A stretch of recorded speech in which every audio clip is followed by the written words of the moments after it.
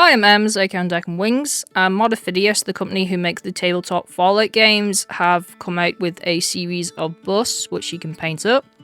At the making of this video, they are available for pre-order in March 2026, however I was kindly sent an early release copy to review and paint up.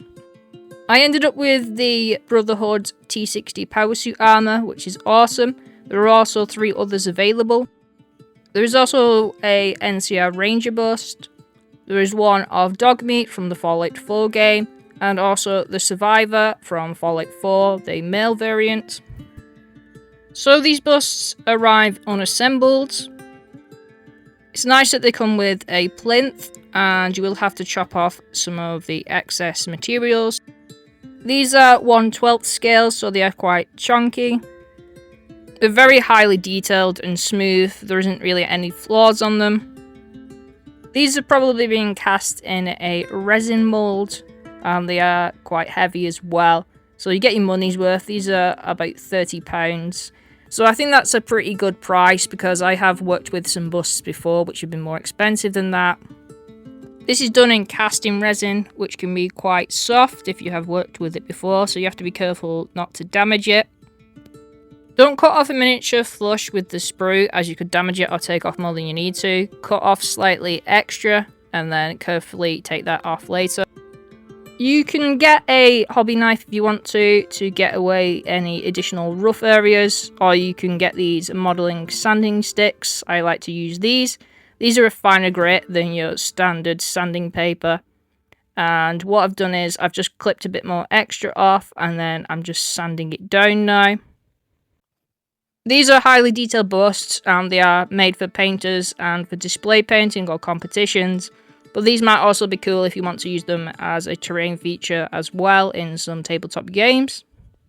I honestly wish more companies would make busts, especially like Games Workshop. They used to make them years ago, but they don't anymore, and I think they're a really great opportunity to push your skills as a painter. So I've sanded down all the parts.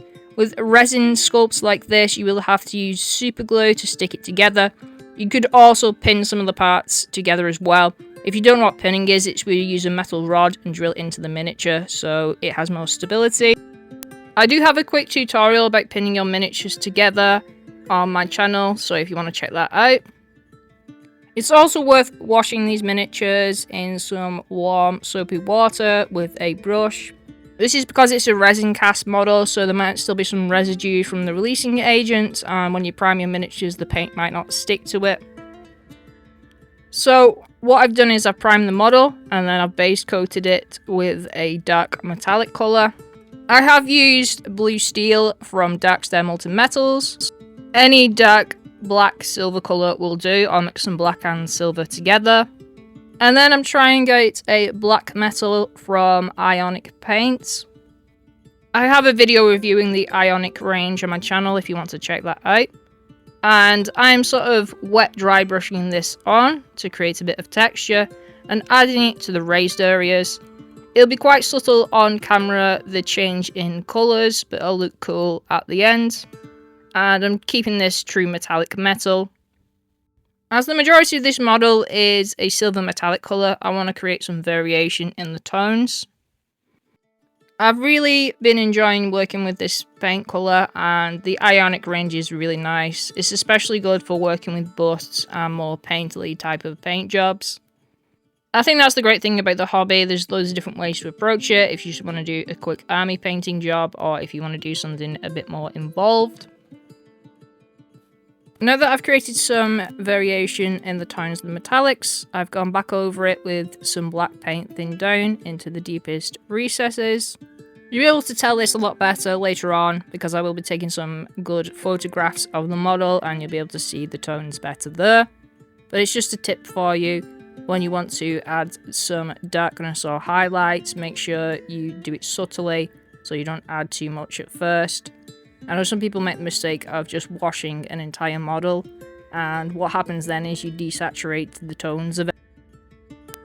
Obviously that's alright if you just want to get some miniatures quickly painted up for the tabletop, but if you painted something a bit more painterly like this, precision and subtlety is a lot better. And if you make any mistakes or think you've added too much of one colour, you can always go back in with the previous colour once the ones you're working with have dried. I'm going to add some final highlights, so I have a silver here from Ionic. I'm using a smaller brush here rather than dry brushing, so I have more control. The transitions on this will be quite subtle here, but when I show you the photographs later on, you'll be able to tell the difference more. Moving on from the armor for now, I've got Necrotic Flesh from the Army Painter. I'm adding this to the back piping areas of the miniature. I'm just trying to copy how the T-60 looks in Fallout 4. I've gradually come around to the Army Painter. They sent me out some of the paint range, and I do have to say I've enjoyed working with them. They are quite straightforward to work with. They are thinner than some other brands, but they're supposed to be more for like army painting, straight out of the bottle almost. So yeah, this range doesn't need thinning quite as much as like AK and other brands. And the coverage is a lot nicer than the first wave of paints which they had. And then I've got a strong tone from the Warpaint Army Painter range. These are like the OG washes before Games Workshop started doing them as well. And I'm just washing this all over those two areas. With washes, if you want a bit more precision, you can put it over the miniature and then get a wet brush and then tease it around so you have more control over where it's going and you won't have as much streaking areas. If you're working on the flat surface like I was before, you'll want to be more precise when you're adding washes and shadows, as you could streak on the miniature. With something which has a bit more texture or a lot of texture, it's going to be easier for the wash to go in the recesses and not streak. Now I have Vallejo's Field Green. This is similar to Thunderhawk Blue from Citadel, and I really like working with this colour. It's like a kind of subtle blue-grey colour, and I'm adding that to the lenses and some of like the piping areas as well. I like working with grey blues and grey greens when I'm highlighting black areas rather than just straight up using grey. It just adds a bit more variation and makes it more visually interesting, especially since we're working with a lot of silvers and greys and blacks. And then I've just added an off-white colour, so like a really light beige you could use, and I'm just adding some last highlights here. So I'm just adding some reflections to the lenses.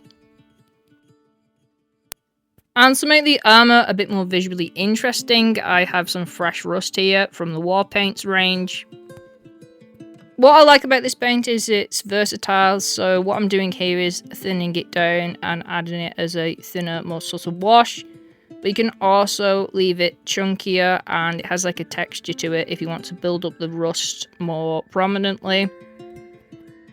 And this bit of orangey brown rust will just make the model a bit more visually interesting. As I said before, majority of it is taken up by this silver metallic type of colour. And I'm mostly adding it in between the seams of the miniature. I wanted this to look like it's been well worn and used rather than being stud and rusty.